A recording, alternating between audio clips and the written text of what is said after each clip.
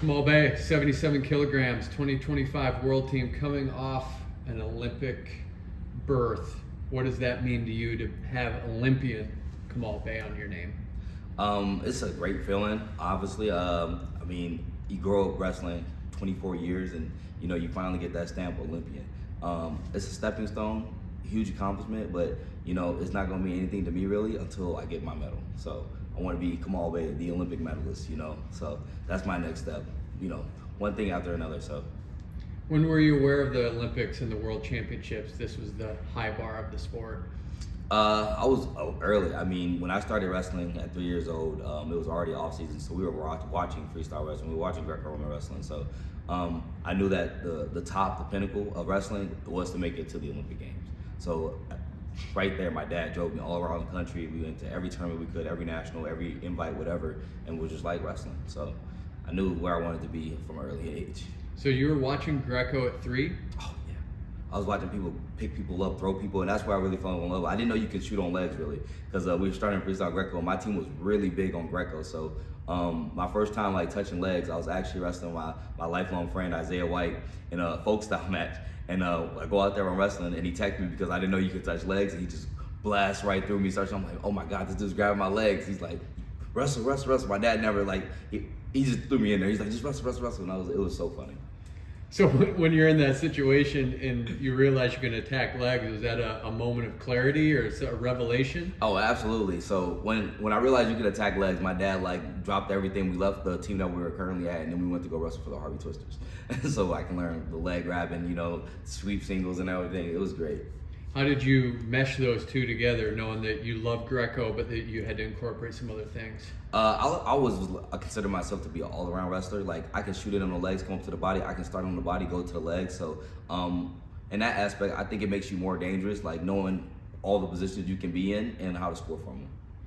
You saw Greco at 3, but you're entertaining. When did you know you were an entertainer and that's the style you wanted to have? I just knew that at some point when I got really good, I started figuring out what my body can do. I just wanted to be the most exciting wrestler in the world. So it started a little bit in high school. I started going out there and I was breakdancing and wrestling at the same time. And I was like, man, I'm super athletic, and it drew a lot of attention to me. As I advanced and went to the senior level, 18 years old, wrestling on the senior level, I was like, man, you can still bring that type of excitement and flavor to the wrestling, to an excited crowd. Do you have a moment you can remember where you hit something big and excited the crowd and you liked it and you said, I want that feeling again? Yeah, so I was wrestling in a high school duel, a folk style match, a high school duel, and it was against Maris, and it was against one of the senior guys. I was a freshman, and the guy gets a single and he throws me into the bench, and I fall on the other side of the bench, and instead of laying there on the ground, I get back up, I jump, do a front flip over the bench, and I get back out there, and I get the pin after. I go out there and I hit him in a whip over 10 seconds later and get the pin, and my whole team bench just jumps up and starts screaming because I was a freshman. I won a varsity match, and they were like, ah, and I was like, man, I want that feeling again. And ever since then, it just becomes an addiction. You want to go out there, you want to win, you want to fight. How do you do what you do? You mentioned the athleticism and maybe having some flexibility. How do you get to that point where you're hitting those big moves? It's just no fear, I've been in the wrestling room since I was 3, so I practice all these moves at least 10,000 times at least. So my confidence is there. You pretty much want to look for an opening, I would say. As the more experienced guys, you want to make sure the guy's on. The guy's gonna be on and the guy's gonna be off. When the guy's off, it's the perfect time to attack. Because it's hard to stay focused for an entire 6 minutes and stay in good position. So the moment that they're off, that's when you attack and you explode and hit those moves. The explosive part, the entertaining part is what you're talking about, but the part that we keep hearing about is parterre defense. How do you make sure you don't get turned so you can be in those matches to win? Absolutely. Parterre defense was one of my biggest focus points in 2024. Now I say I got probably some of the best parterre defense in the world. I think in 2024 I scored most of my points from parterre defense. So just because you're down doesn't mean you necessarily stop wrestling. It's a lot of movement down there, but not as much movement as you would think. You want to move and get a guy out of position, but not do too much to the point where he's starting to time you up and then giving those opportunities to turn you, lift you. What's the strategy for you and maybe other people? Do you a lot of times think about, I don't care about getting a takedown, I'm just waiting to get in parterre? Do you think that way? Depending on the opponent, everybody's a little bit different. For me, if I can score on my feet, I know I'm in a pretty good position to win this match. And parterre, definitely don't get turned. At the very least, don't get turned. If you use an opportunity to score in reverse. But other than that, it's only 1 point. It's not terrible, but 1 point is also very huge in Greco-Roman wrestling. So don't get turned there, back on your feet, and try to score from there. Do you think about what different opponents do? Like, I know his strategy, he does it this way, he's gonna wait me out. Are you dialed in that much? Oh, absolutely. I know what everybody does in my weight class. So for me, it's like some guys, you can push the pace against. Some other guys, they have good gas tanks, so you probably want to try to score points on them. Some guys aren't too strong in the pummel, so you want to pummel them a little bit. Some people can't wrestle wet, so you want to develop a sweat and start wrestling them. I think the last world medalist was D'Angelo Hancock. We keep talking about where the Greco medals, and you guys say we're getting there. Where are we on that journey to bring home not just one medal, but maybe multiple? It's in the process. We have a lot of young guys on the team. I'm looking forward to going out there competing and potentially winning a medal for the United States. I mean, it's about time that I did it. This is my 3rd world team, I believe, so I'm pretty confident in that aspect. But we have some guys on the team who can really go out there and show the world something special, so looking forward to that. Do you think people understand how tough it is to get to that point? Because it's just one match. If you don't get pulled through, that could affect you. Do you think anyone has an idea of how difficult this is? I don't think so. I mean, I'm like always in the comments fighting and trying to tell people that, hey, like, you don't understand like how tough Greco-Roman is. Like, if you look at any of my brackets, it's like, boom, you wrestle probably a guy who had a European bronze, and then boom, your next match is against a world medalist, and then you got to beat him to wrestle another world medalist.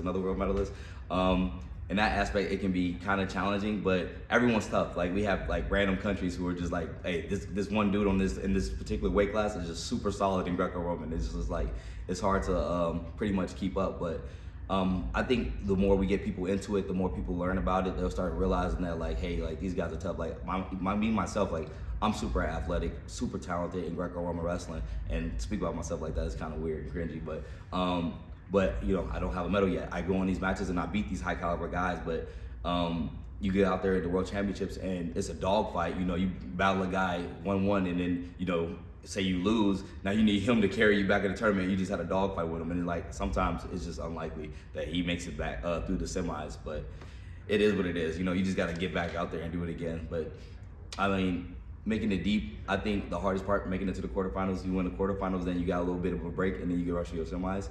But we got pigtail, so boom, you wrestle your pigtail. Boom, you wrestle your round of 32. Boom, your next match. And now you finally made it to the corner. That's like 2 matches to get to the corner. There's a lot of wrestling, so. Do you think these young guys understand that even if you win a big match, you still have to be ready for that next one really quick? Absolutely. Like, you can win a match and it can be a tough opponent first, and you feel like you're on cloud 9, but you have to like refocus immediately, because people don't realize that board is quick. You come up on that board really quick. Like, boom, you just finished. Hey, 15 minutes, you hit the back, and they're like, hey, you're on the board again. You have to go back out there, get ready, and do it again. So 77 kilos, that's about the size. I think Kenny Monday said that's where most men are. So I mean, you're in one of the tougher weight classes. Can you feel that this is where a lot of the great wrestlers collect? Yeah, so it's you get the best and the worst of both worlds, right? So like, yeah, on one side, you get like all the real cool stuff that happens in Greco-Roman, all the throws, all the explosiveness and stuff. But on the bad side, as an athlete, your guys are strong, the guys are fast, the guys are athletic. You get the speed of like the lower weights with the strength of the higher weights at 77 kilos. So is it a little bit more challenging of a weight class? I think so, but everybody has their own battles, and we all walk our own path. So everybody it's a challenge for everyone. All right, a challenge for you. Jordan Burroughs is down in parterre. He has to wrestle Greco. Can you reverse lift him? Oh yeah, I mean parterre. So the parterre freestyle is way different than the parterre in Greco. A lot of freestyle matches, they get the takedown and they sort of rest on top. The difference is in Greco-Roman, as soon as you smack the mat, boom, you gotta move, because this dude's trying to lift you back up. So in that aspect, it's a little bit different. If roles were reversed, I wouldn't want JB trying to leg lace me. I'm like, hey man, get off the legs. So I think Greco parterre a little bit harder than freestyle, just because a lot of twisting and a lot of crashing on the shoulders and ribs and stuff, but parterre is hard regardless. When you guys cross paths, freestyle and Greco at the Olympic Training Center, do you guys talk smack with each other about positions you each have? Oh yeah, I mean, that's just friendly humor though. A lot of the times, so one of the things that I've been doing recently, I've been wrestling Jaden a lot in the wrestling. We do Greco, and Jaden's like, he's way bigger than me, but I like still try to give him a go. We get on top, we wrestle each other. He's clubbing my head, I'm trying to throw him, he's trying to throw me, and then we do the parterre, and he's like, lift. I'm like, Jaden, you're like 200 pounds right now. I'm lift you up off the ground, I'm cutting weight. But we definitely, we talk stuff all the time. That's just competitive friendship. How about the Greco-Roman team? What do you like about this team? I like how everybody's like young, open-minded. I like how everyone had an opportunity to experience international camps. They got a lot of international looks and like realizing the different styles where, like I would say like for like the Asian countries, like they do like a lot more wrestling based. The European countries, a lot more like pummeling conditioning based, but everybody, parterre is universal. If you don't have parterre, you don't have anything. Do you like your designation as being one of the most exciting wrestlers in the world? Absolutely, but I'm trying to evolve to that point where I'll be one of the most accomplished wrestlers in the world. I really want to get that medal this year, so that's where I'm focused at right now. And you're all in for a while. You want to keep doing this? Oh yeah, I see myself doing this for 28, and then we'll see from there. But I'm just kind of focused on this year right now, and then we'll think about those years as they come. And you're feeling good? Feel healthy? Yeah, I'll say this is probably my most healthy year I've ever had. Like literally, like nothing gone wrong. Like there's some left to knock on because I no real ankles, no like knees, no back, neck. So probably one of my most healthiest years. How'd you get to that point? Is there something that you did different? It's just luck. You can't decide whether or not you get hurt. It just sort of kind of happens in our sport. Wrestling is a tough and grueling sport, and every single day you have to go out there ready to fight, whether it's just practice, whether it's just drilling, you have to be focused and ready, and sometimes injuries happen, but it's not like your teammates or people are out to get you. It's just, a string of luck, and I say I was pretty lucky this year, just like not to have anything terrible happen. And then how about WCAP? What do you like about that program? What I like about WCAP is just the family aspect of it. I mean, everybody who is in WCAP is pretty much meet the requirements to be there. It's not like some programs where where you can just bring people in. Like the people who got in, like they have accomplishments, they've done things in the Greco scene, the freestyle scene, and are up and coming and can help out and do good things. So I like it like that. I like my coach Spencer Mango. He keeps the room light, he keeps the room fun, and he was one of my favorite wrestlers watching growing up. I don't know if you've seen the YouTube Spencer Mango's highlights, ridiculous. Him and his brother both like super explosive, and I tried to emulate that in my wrestling a little bit. I like how we have Gatorades that go all the way to the ceiling. You never have to worry about drinks at WCAP. But what's your role on the Greco team, this world team? To be a leader. Ellis Coleman, he's our team captain. He's one of the oldest guys on the team, but just pretty much like give the young guys a little bit of a different, viewpoint, because he pretty much leads. He gives out information and stuff like that. He gives his point of advice. I give my point of advice because I've been on a few world teams, and I've also been to the Olympic Games. So letting these young guys know, like, hey, like, you're not the only one who feels like this. Like, a lot of people who come in Greco, they're like, I'm getting turned a lot. I'm like, yeah, man, it happens. I'm getting thrown a lot. Yeah, dude, this is Greco-Roman. Well, I can't fight out on the hook. Yes, you're learning Greco-Roman. Like, you can't like, want to push it away because it's hard. You just have to like roll with the punches and learn how to fight, learn how to stay in there for 6 minutes. Because like wrestling is tough. No one knew how to shoot in when they first started wrestling. No one knew how to finish a single leg, double leg, but you kept at it, and now you learn these things. Do you still feel a connection with Harvey Twisters? Oh yeah, I still talk to a lot of them. It's good to see the program is growing back again. For a little bit, we lost our original headquarters for our club, but they're starting back up. Coach Phil and a couple other guys are revamping the program, so it's good to see that. Andrew? Yeah, I'm curious about, a lot of guys talked about how much you guys are playing cards, and spades is the card game of choice. Yeah. I want to know who your partner is and how you fare. Where would you rank yourself against the team?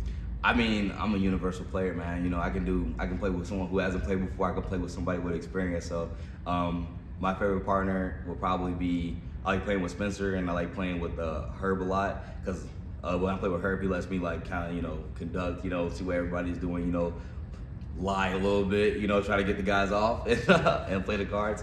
Ellis is also a good partner. I like playing against PJ, Nutter, and Bruce a lot of times.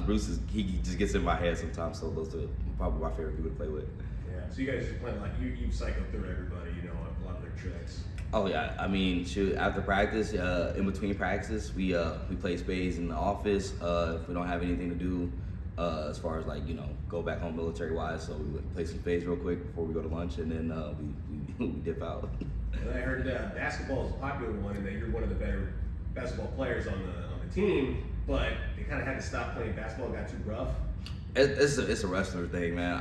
I mean, yeah, obviously I'm probably one of the better hoopers on the team. Ellis is really good at hooping. PJ is really good at hooping. Floyd is really good at hooping. And he was like lying like he wasn't good at hooping, so I didn't pick him. And it's a thing about beating me in every game because like I'm good at everything, like basketball, soccer, and everybody. I just can't seem to win the game on this team. I'm like, we just played a soccer game in Tatabanya, and we were up 2 goals, and I just watched my team crumble. We gave up 3 goals in a row. I couldn't believe it. I was just like, where's the defense? What are you guys doing? But basketball, it turns from basketball to wrestling basketball. You go on for a layup and then boom, somebody just takes you out of nowhere. It's funny, but we play like little gentler games. Yeah, hopefully the card games don't get that physical, but when you're on a court and it's all wrestlers playing, it's only natural. It just gets vocal. It just gets vocal, but yeah, we just win, lose, whatever. We gonna play again tomorrow.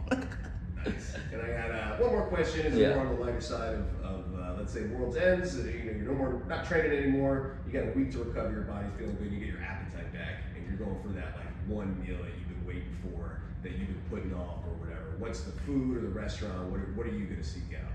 Man, that's a good question. Honestly, I've been in a milkshake vendor. Like I don't know what it is. I've been really craving milkshakes. So I probably like get off the airplane and go right to Josh and John in Colorado Springs and just go ahead and give me like a caramel milkshake. I'm a basic guy. Like I don't do like too many crazy things. Like every time I go to Waffle House, I just get plain waffles, man. Just no chocolate chips, no blueberries, nothing. Just a plain waffle. 5 Guys, just a plain burger.